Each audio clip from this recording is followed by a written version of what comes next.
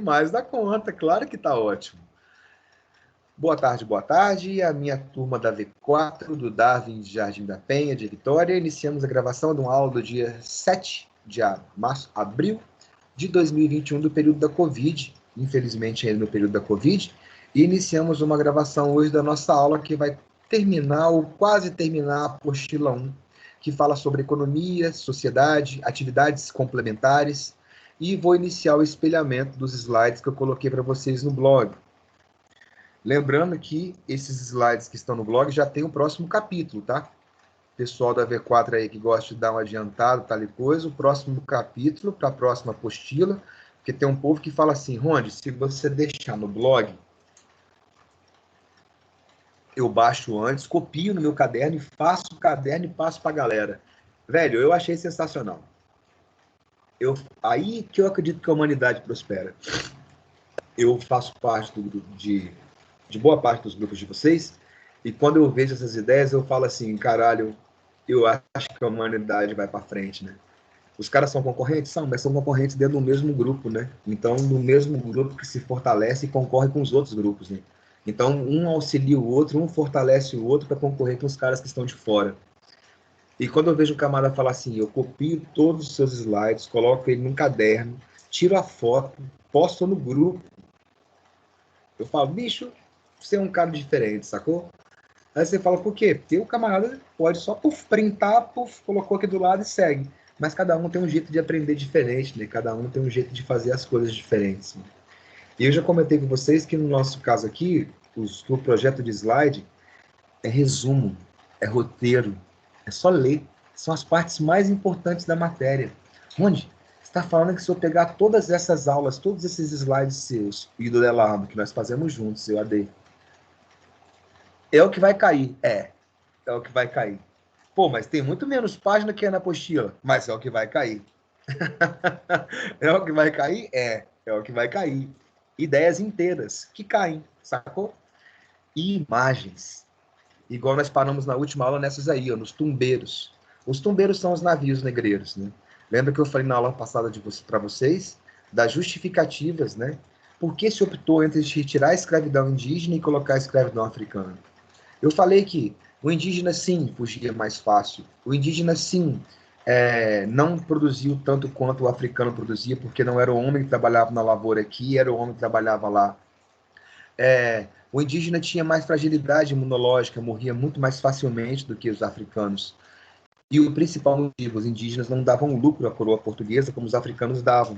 Então, se eu proíbo a escravidão indígena, eu anulo a possibilidade de você pegar uma mão de obra aqui e obrigo você a pegar uma mão de obra que eu vou te fornecer, que é a mão de obra de África, sacou? Os navios que traziam os africanos para cá, na maior migração forçada da história da humanidade, e eu falo isso e eu coloco isso agora porque isso complementa aquele capítulo de África. Complementa? Complementa. Na verdade, o capítulo de África que vocês viram em aula online, que foi uma gravação, o que cai é isso que eu vou falar aqui agora. Aí você fala, por quê? Porque apesar do Enem falar que tem história da África, tem isso e aquilo, igual o Mauro Paiva deu pro pessoal terceiro ano, pro pré-vestibular, passou para todo mundo. Cara, quase nunca cai história de povos africanos de verdade, né? De formação de grandes impérios como Egito, Tumbuktu, né? Infelizmente, né? Infelizmente. Apesar de eu achar massa. A parte que mais cai é justamente do trânsito deles de lá para cá. E o trânsito deles de lá para cá começa a partir daquelas alianças com as tribos africanas. As tribos tinham inimigos comuns, igual no Brasil, tinham indígenas que tinham inimigos. Então eu vou e chego num indígena, igual eu chego no africano e falo: você tem um inimigo, não tem? Eu vou ajudar você a destruir o seu inimigo. Eu vou te dar armamento, vou te dar munição, vou te dar condição, você vai conquistar o território dele. E aqueles que sobreviverem, você passa para mim. Você troca comigo, eu te dou tabaco, eu te dou aguardente. É isso que vai acontecer. Então, um português se alia uma tribo africana, ou um líder de tribo, um soba, um sobá, mune esse cara mantém aquele que já faz há gerações e gerações, que é guerrear com tribos que são rivais por terras, por água, por território, e aqueles que sobrevivem ele passa para cá para vender como escravo. Eu falo a maior migração forçada porque foram aproximadamente 4 milhões de pessoas que vieram da África para o Brasil. É a maior migração forçada da história da humanidade, com toda certeza. E essa imagem inicial que você está vendo aí era a disposição que os caras faziam os cálculos para carregarem os escravos ou os africanos de lá para cá. É claro que fazer os cálculos da forma que está aí é ridículo, porque eles colocam pessoas menores, que são as crianças aí no meio, tipo assim, vai sobrar espaço, e colocam os adultos de forma que cada um ocupa um lugar como se fossem peças, como se fosse um pedaço de pau, como se fosse uma lajota que eu vou colocar assim, ela... Velho, na moral, nesses navios dessa época, que não tinha estabilidade dos que tem hoje, porque eles não tinham o pêndulo angular, cara, nem se eu colocar tijolo da forma que tá aí, chega aqui da mesma forma. E aí, isso aí era um caos total. A tentativa era fazer isso. Você aproveitar o máximo espaço possível pela quantidade de metros quadrados que tinha. Cerca de 30% deles morrem da viagem de lá para cá. Por isso que alguns vão falar que teve uma seleção natural dos africanos para a América. Natural? Você sacar o cara do território dele, colocar no navio e trazer para cá. Isso é natural. Fala sério, velho. Se você falar que teve uma seleção pelo fato de que os mais fortes foram que chegaram, beleza. Natural, não. Ah, por quê? Porque se ele ficasse velho, ele poderia viver mais tempo, né? Mas, enfim, dá para você entender. Os que chegam aqui são só os mais fortes. E como eu te falei, não são os portugueses que vão desembarcar na África, igual a gente já viu o governo falando. Não foi o português que foi lá e pegou o africano, lá, lá, lá, lá, lá, lá, lá, lá, lá. Mas ele desconhece boa parte do resto da história, né? Como eu te falei, eu faço um acordo com a tribo local captura aquele cara, traz para mim e eu vou e passo para cá. Vão ter momentos de os próprios europeus capturando africanos? Vão, mas eles são bem menores. Essa tática é uma tática comum em qualquer lugar do planeta. Você viu, meu brother? Os espanhóis, para conquistar Incas, Maias e Astecas, faziam acordo com tribos locais que eram inimigas de Incas, Maias e Astecas. Não julgue. Não julgue. Ah, porque um já fazia isso com o outro, igual eu vejo falar. Eu vejo, às vezes, o cara falar nesse tom. Os pretos já escravizavam os pretos. O que, que tem os brancos escravizarem? Ou vontade de dar um tapa que dá a cara. Ô, pai. Ô, pai. Aí você fala assim, por quê? Porque inimigos existem em todos os territórios do planeta. Na África, na Ásia, na América, na Oceania, no Polo Norte, no Polo Sul. Tem predadores e tem predados. Porque um já fazia com o outro justifica eu continuar. É esse o seu argumento. Todo preto é igual. Não. Todo branco é igual. Não. Todo índio é igual. Não. Todo oriental é igual. Não. Somos uma mesma espécie, mas com centenas e milhares de variações. O branco português puro é descendente de celta, íbero, romano, cartaginês, árabe e visigodo. O nosso índio tem mais de 180 tipos diferentes. 180. E aqui, como os caras simplificam a história dos povos de África, colocaram 8. Coloquei 8 para colocar o máximo que eles colocam. Aí você fala assim, por quê? Porque, na verdade, eles dividem nesses três aí, ó. Bantus, sudaneses e maleses. Os bantus são os negros que vieram do Congo, Angola, Moçambique, que são aqueles mais fortinhos, mais baixinhos e mais atarracados. Os sudaneses e maleses são negros mais esguios, mais magrinhos, mais... vieram de Nigéria, Ruanda, Costa do Marfim, Sudão. A diferença de sudaneses para maleses não é o biotipo, mas a religião. Maleses são escravos de origem muçulmana. E o que eu acho mais legal é quando você pega um único grupo, igual eu coloquei aqui, um único grupo, sacou? Você vai ver que num único grupo de bantus você vai ter o Benguela, o Angola, o Cabinda, o Quinoa, o Mina, o Rebola, o Manjolo, o Congo. E todos somos iguais. Ou todos são iguais. Jamais. E quando fala que nós somos o povo mais misturado do planeta, eu acho que agora você me compreende perfeitamente, né? O nosso branco é miscigenado. Celta, íbero, romano, visigodo, cartaginês, árabe. O nosso preto é Angola, é monjolo, é sudanês, é banto, é malês, é cabinda, é quinoa, é bengala, é nina. O nosso indígena é o quê? É tupi, é guarani, é G, é macro-G. Somos o povo mais miscigenado do mundo. E o dia que a gente aceitar que a gente é o mais miscigenado do mundo e achar que isso é massa, aí você vai ver o que a gente vira. Variações do escravismo, né? Outra coisa também própria do Enem que não vem nessas apostilas. Você tá vendo só a apostila, puf, dá um print agora e coloca na sua. O escravo que acabou de chegar da África é o escravo boçal. Boçal é um termo pesado, mas é um termo de época. Porque boçal significa idiota. Aí você fala, mas idiota é um termo da nossa época, mas é um termo pesado. Quando você chama uma pessoa de idiota, significa que ela simplesmente não consegue compreender aquilo que você fala para ela. Aquilo que você fala para alguém e ela não compreende absolutamente nada, ela é uma idiota. E basicamente, nos parâmetros que nós temos hoje, ela é desprovida de inteligência ou de intelecto. Então, chamar uma pessoa de idiota é muito pesado. Apesar de eu fazer isso também. Mas quando você vai ver a essência da palavra, é pesado. É igual chamar de boçal. Quem seria esse cara? O cara que não entende nada que você fala. E nessa época isso cabe. Por que isso cabe? Porque o cara acabou de chegar da África, ele não entende nada que você fala, porque a língua dele é outra. E aí? E aí o termo boçal justifica o que é aquele momento, não hoje. E aí, Ronde? E aí esse camarada, ele vai valer menos no mercado, porque você não pode dar uma tarefa mais rebuscada, uma tarefa mais perplexa, uma tarefa mais, como eu posso dizer, uma tarefa complexa. Ele não vai conseguir fazer porque ele não entende o que você fala. Já um escravo ladino é um escravo que nasce aqui ou aprendeu a língua. Então ele entende a língua, ele sabe realizar coisas mais complexas.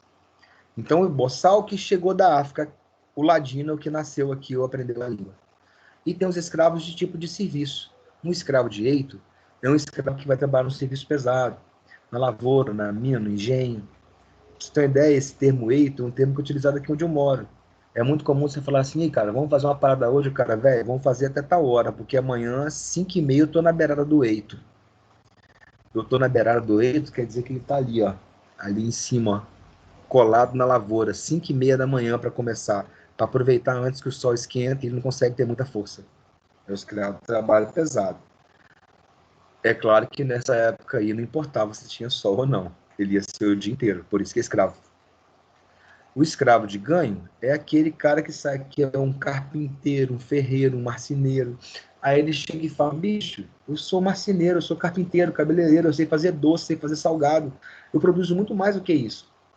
Aí o cara faz um acordo com o escravo, dá uma carta para ele poder rodar, e ele vende os serviços dele e traz para o dono dele. Uma parte fica com ele e uma parte com o dono dele. É claro que o dono dele fica com quase 99%. Mais esse 1%, CEP ele juntando, e quem sabe um dia ele conseguir comprar o forrinho. E tem os escravos de aluguel, que são, imagina que eu sou dono de escravos que tomam conta da lavoura de café. Nesse momento eu tenho só 4 pessoas trabalhando. Eu não preciso de 20, igual eu preciso de várias vezes. E aí eu alugo esses que sobram. Então tem variações do escravismo de várias formas mesmo. Dia a dia dos escravos. Obviamente, meu velho, trabalho do nascer até o pôr do sol. O principal alimento é mandioca, é abóbora, feijões. Quem vigia são os feitores ou capatazes, ou os capitães do mato.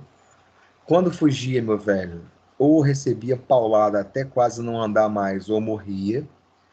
Devido ao excesso de trabalho e à má alimentação, aos maus tratos, olha a vida útil de um escravo. De 5 a 10 anos de trabalho. Eu falo escravo para você entender especificamente quem é, mas já imaginou você explorar uma pessoa a um grau que ela vive de 5 a 10 anos? Eu acho que quase nenhum de vocês imaginou isso nessa vida. Um escravo de trabalho pesado é de 5 a 10 anos.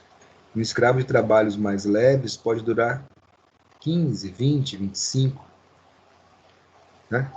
Escravo doméstico vive dentro de casa, na sombra, come o resto, mas o resto é bem melhor do que os outros comem lá. Vive em um lugar mais quentinho, tem um conforto melhor. Vão viver 10 anos a mais. Dos castigos, olha o termo que eu coloquei: inferno na terra. Aí você fala, por quê? Porque tudo que você imaginar que possa ser feito com a pessoa vai acontecer aqui. Tudo. Desde colocar o camarada no pau para bater, torcer, cegar, matar, mutilar, estuprar. E falar que esses caras não resistiam também é muita sacanagem.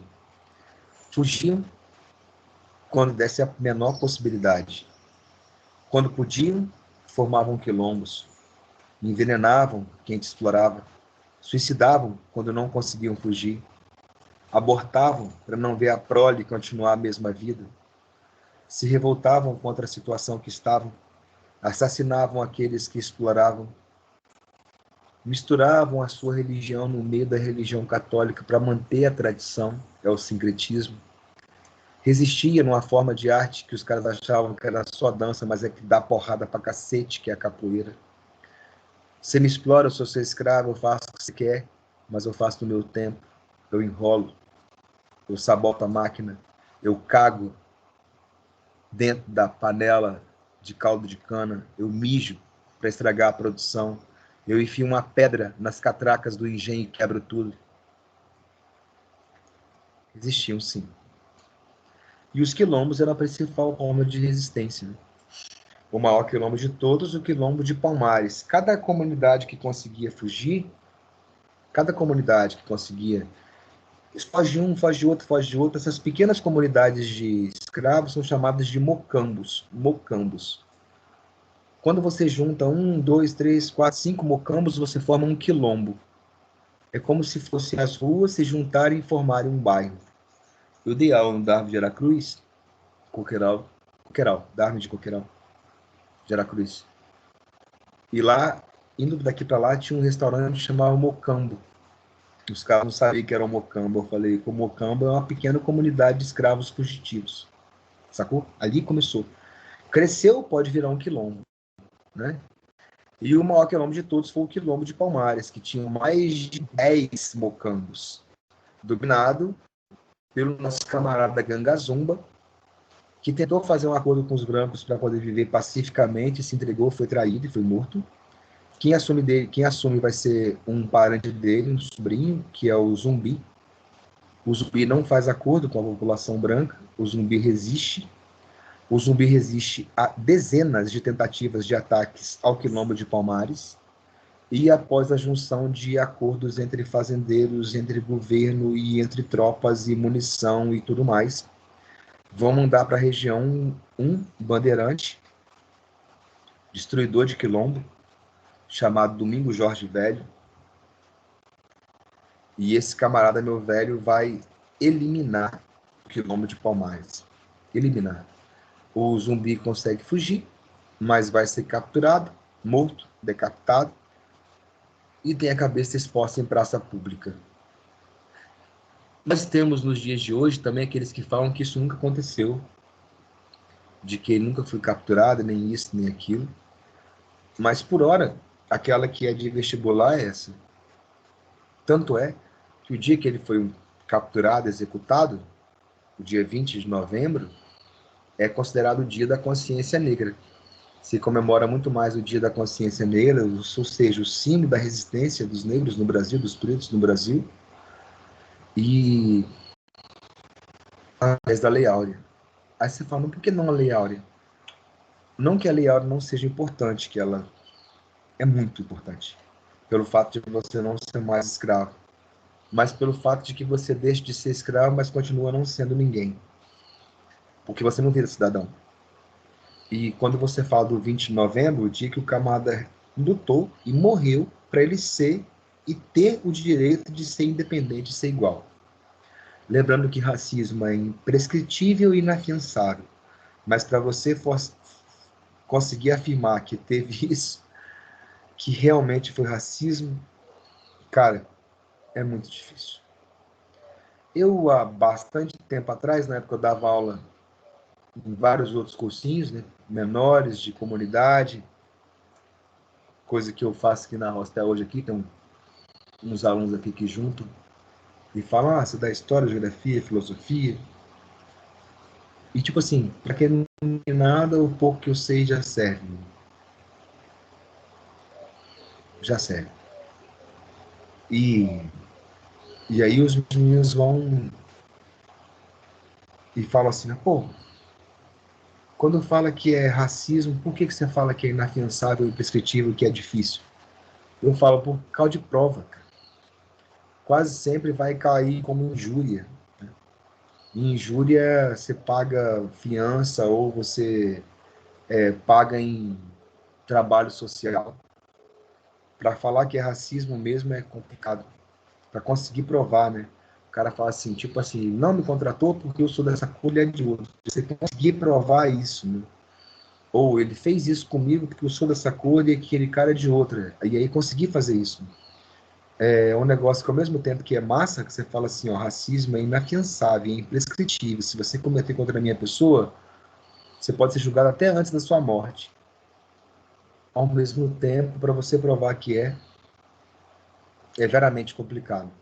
E aí eu estava falando com vocês que uns anos atrás, eu ia dar um cursinho lá em Serra Dourada, um cursinho que inclusive eu que criei, eu era diretor, o Alessandro Valadares dava aula, mas vários outros davam aula comigo lá. Tinha 18 anos de idade. E aí juntamos vários professores que estavam entrando na faculdade, fizemos um pré-vestibular em Serra Dourada.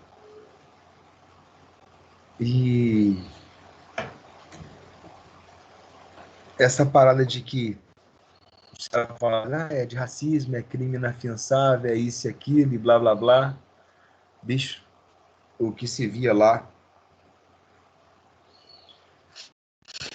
era pesado. Era pesado, né? Provar que era racismo era bastante diferente. Uma hora pergunta para o Alessandro Valadares, um pré-vestibular que nós fizemos lá na Serra. Ele vai te dar a ideia. Passamos dezenas e dezenas e dezenas de meninos daquela comunidade. Diferenciou, inclusive, aquela comunidade. Estou presente nela até os dias de hoje, diga-se de passagem. E aí, senhores, chegamos nas atividades econômicas complementares, última parte desse capítulo. Deixa eu só ver se tem alguma dúvida aqui embaixo. Pessoal, costuma ter uma dúvidazinha. Aqui, ó. Tá piscando.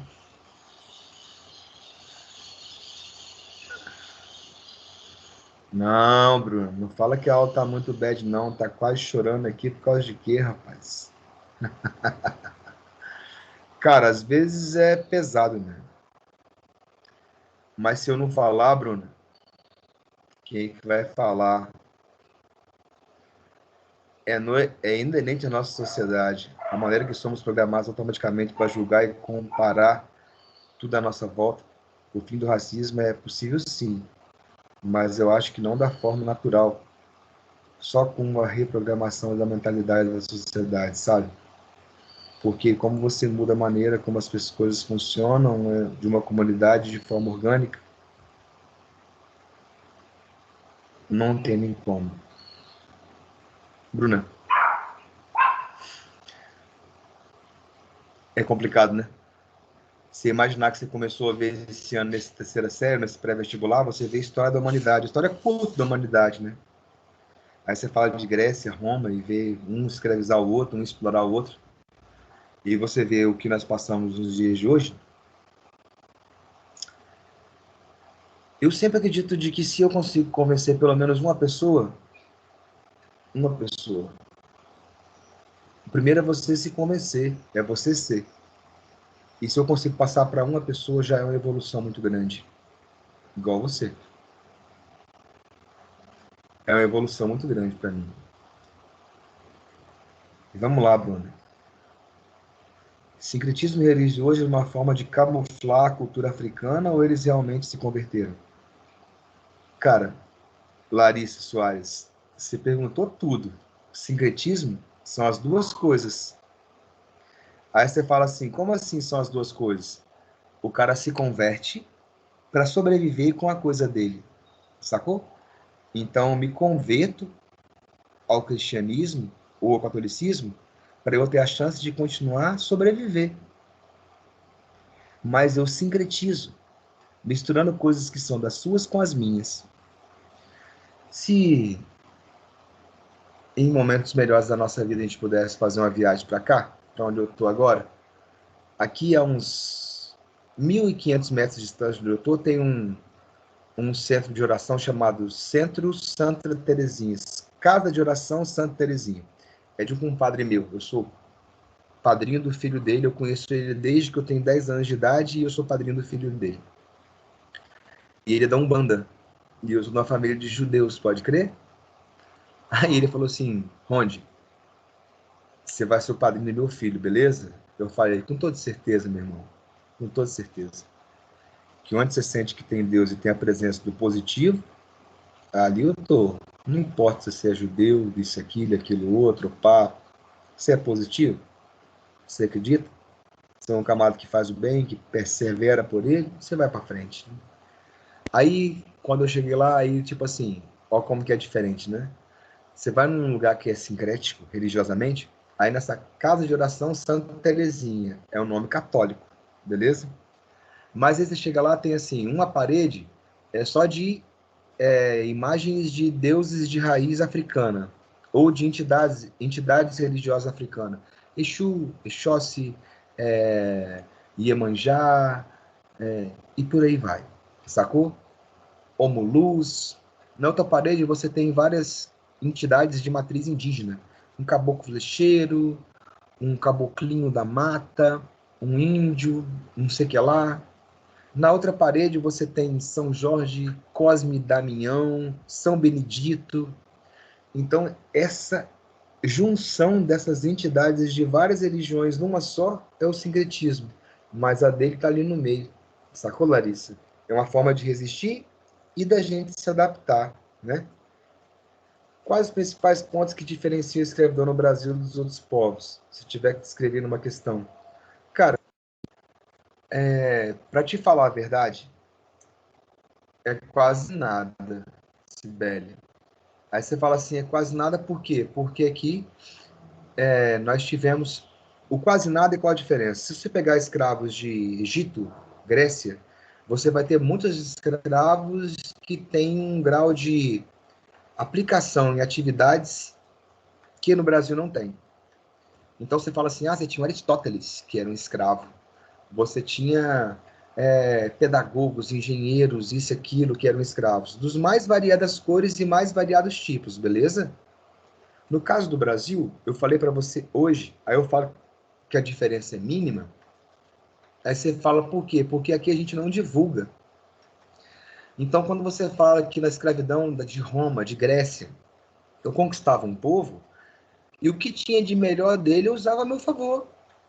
Como eu te falei, engenheiros, professores, escritores, militares.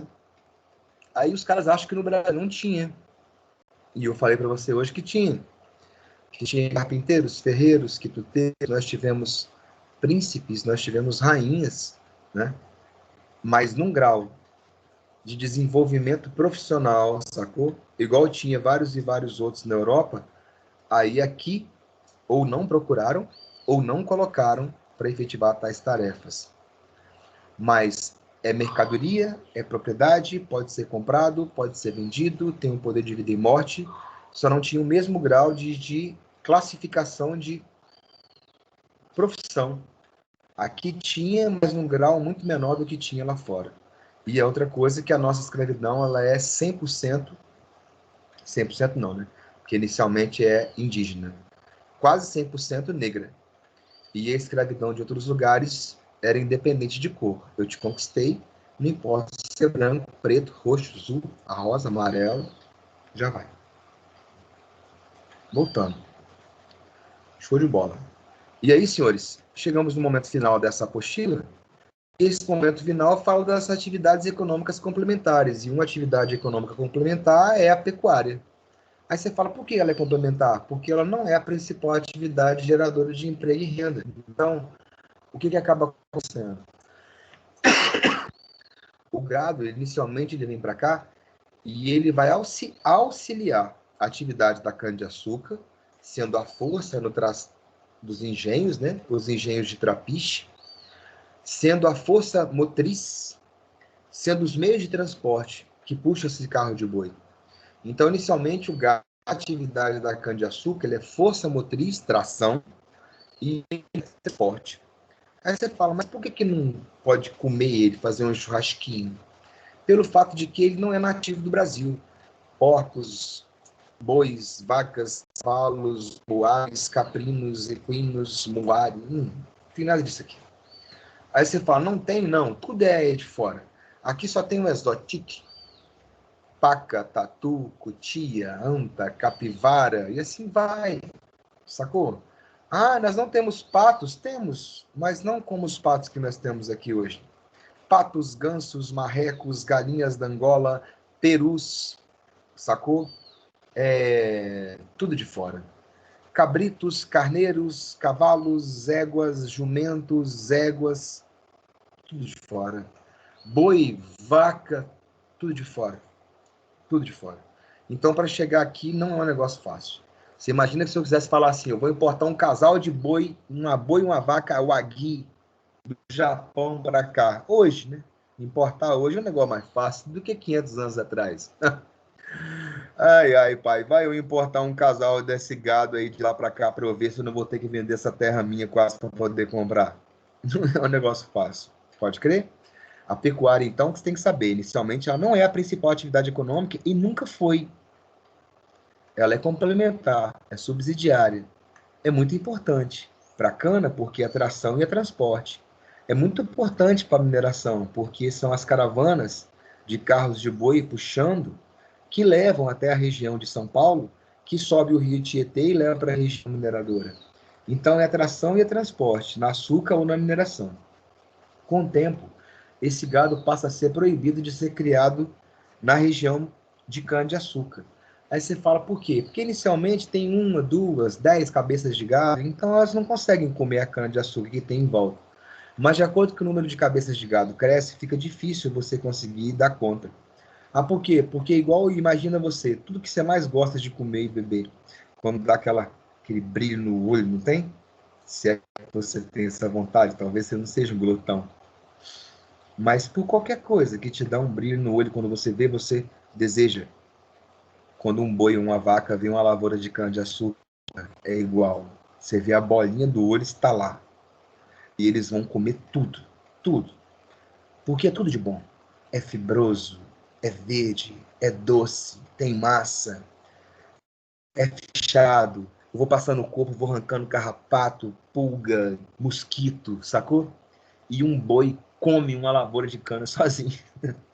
Aí você fala, pô, mas é só fazer uma cerca. É só fazer uma cerca hoje. E só fazer uma cerca hoje já é complicado.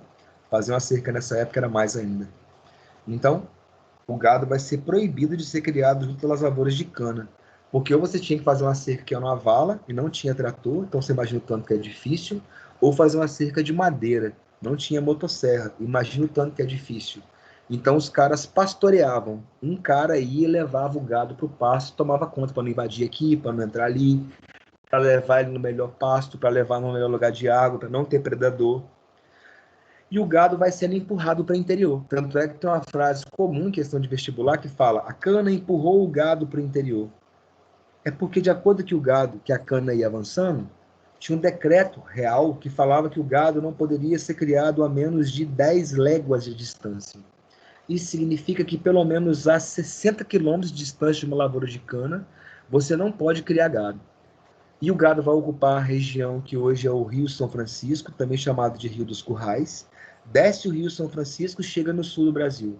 Lá no sul do Brasil tem pastagens naturais, que são as pradarias, muito mais água, um clima muito mais temperado a frio, que diminui a quantidade de pragas, o gado se multiplica. Então aí ele deixa de ser só para ser tração e transporte. Ele passa a existir para o mercado interno, para eu comer a carne, para eu consumir o couro, para eu tomar o leite. E como eu cada vez tenho que ir mais para o interior, eu expando o território. A mão de obra empregada vai ser uma mão de obra livre, predominantemente. Aí você fala, por quê? Porque você imagina que um cara vai pastorear o meu gado e vai levar ele para poder comer capim a 2 quilômetros de distância. Se ele é escravo, ele vai embora. Então, quase sempre é um camarada que é brother meu. Eu vou falar assim, ó, toma conta do meu gado 3 anos, de graça. Não perdeu nada, foi massa, você pode ser contratado por mim. De cada 5 que nasce, uma é sua. E aí você pode sair de um cara que não tem nada, para poder ter uma, daqui a pouco 2, 3, 4, 5, e pode virar um criador de gado. Por isso a mão de obra é predominantemente livre, e a sociedade do couro é uma sociedade que ela tem o que, meu camarada? Mobilidade. Porque você pode ser um simples tomador de contador de gado e se tornar um criador de gado de verdade. Outras atividades econômicas, o tabaco, que é o fumo, é plantation. Aguardente vem da cana, eu já falei, também é plantation. Destino ao mercado interno e externo. Porque a maior parte é para trocar por escravo, mas serve para divertimento do povo do interior, divertimento do povo daqui do Brasil. As drogas, então, extrativismo vegetal, cacau, baunilha, castanha, guaraná, cupuaçu, acerola, eram coisas que eram... Quem extraía eram os indígenas, que entregava para os seus donos ou senhores, né, que eram os jesuítas, e os jesuítas exportavam para a Europa como sendo produtos que aumentavam a libido sexual. É mole? O Viagra da época eram as drogas do sertão. Drogas do sertão também podem ser chamadas de especiarias ocidentais. As especiarias orientais, eu te falei, temperos, cravo, pimenta canela, noz moscada, tapete, porcelana, vidro, produto farmacológico, incenso, perfume, marfim, ouro. E as drogas do sertão eram as especiarias ocidentais: baunilha, cacau, cupuaçu, castanha, acerola, pitanga, açaí, pimentas. E por que eles vendiam como produtos que aumentavam a libido sexual? Porque é isso que faz você acreditar. Ainda mais sendo um cara da igreja que te vende falando que você vai ser mais potente sexualmente. Nos dias de hoje, boa parte dos humanos buscam ser mais potentes sexualmente. Desde o começo é assim. É tipo, vamos foder enquanto pode, né? E nessa época os caras compravam essas coisas achando que esses eram os potenciadores da época. Onde? Mas realmente era. Bicho, nunca será igual o que hoje é um Viagra, um Cialis, esses vasodilatadores. Esses produtos não faziam isso nunca. Mas por que eles achavam que funcionavam? Porque o psicológico. E também porque esses produtos são altamente calóricos. Aumenta a sua energia. A possibilidade de você funcionar melhor é maior. E com a cabeça, acreditando que vai dar certo, cara, o céu é o limite. Quando você acreditar em você mesmo, você não faz ideia da sua capacidade. Quando você parar de achar que você não consegue e você passar a buscar por você mesmo, nada te segura, nada. E o algodão, para terminar a nossa aula, também é uma plantation, que é para o mercado externo, mas também para o mercado interno, para ser as roupas dos escravos. Pode crer? E quando passa a ser para o mercado externo? Quando começa a ter revolução industrial na Inglaterra, nos Estados Unidos. Show de bola? Terminamos a nossa aula aqui. Vamos ver as dúvidas que tem. Na aula que vem nós temos a apostila nova. Baunilha? Isso aí, baunilha. Massa, né? Cara, já viu de baunilha? Já viu os pavinhos? Porra! Quando você vai pro norte do Brasil, tem muito, cara, muito. E é uma dó, baunilha, cacau, castanha, cupuaçu, é massa. E o da baunilha, então, Quer ver? Eu vou te mostrar a baunilha nessa fotozinha aqui atrás. Agora eu já passei a foto, já deixei de espelhar, não? Tá aqui, ó. Tá vendo? Essas aqui, esses galhos compridos aqui, ó. Tá vendo? Baunilha. Pavinhos de baunilha.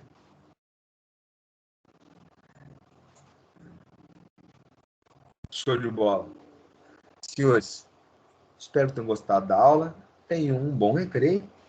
Terminamos aqui essa matéria aqui. Só baixar as aulas eu posto para os senhores.